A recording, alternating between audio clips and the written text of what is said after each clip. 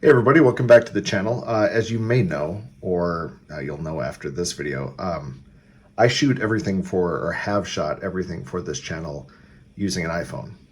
Everything. All my videos have been on an iPhone. That changes today because I bought a DJI Osmo Pocket 3.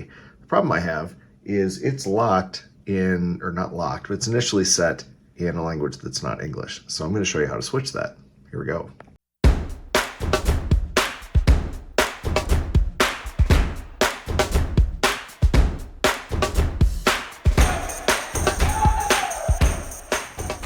So here is the DJI Osmo Pocket 3. This is a really cool little gimbal camera. They're fairly popular out in the creator space. It's new to me. I've owned it for about 10 minutes. But if I turn it on, you'll see the issue here is that's in a language that I don't speak. So what I'm going to do is go into the menu, and we're going to see if we can change that without being able to read the menu. So what I'm going to do is swipe down from the top, and that gets the menu settings. So settings are the far left bottom corner, so this little gear icon. We're going to tap on that. And what we're looking for is a menu setting near the bottom that has like a little globe on it. So we're going to scroll up. Oh, sure. Don't know what I just selected. See, I got myself in trouble here. Yep, okay, fine. I have no idea what the menus are telling me at this point, so we need to get back in. Okay, back to gear. Okay, we're going to swipe up, keep going, down near the bottom. Okay, that's the icon we're looking for. So if you can see this on the screen, this little globe icon, so we're going to click that.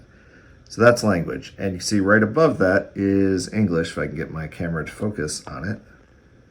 It's right there, so I'm going to tap English, close it, and now all of my menu settings make sense. Hooray! So if you're looking to do this, the process is, whether you can see the screen or not, you're going to put it into this mode, and see me holding my iPhone filming this.